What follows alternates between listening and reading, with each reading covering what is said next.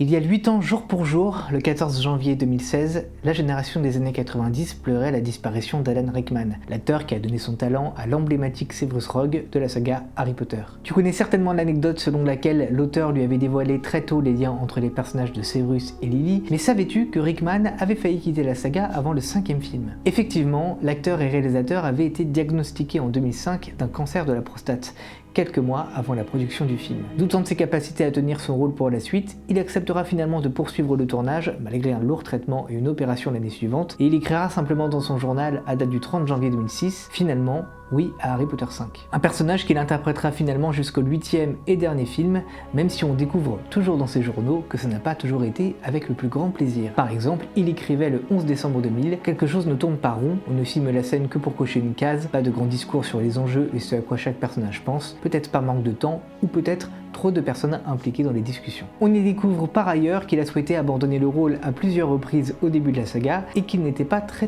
fan de la musique de John Williams. Si tu connais d'autres faits intéressants sur Alan Rickman, n'hésite pas à en faire part dans les commentaires et si le sujet t'a intéressé, n'hésite pas à t'abonner pour ne rien manquer des prochaines vidéos. It's time to say goodbye to two of your finest Defense Against the Dark Arts teachers. That is Alan and David Thewlis, last day on Harry Potter.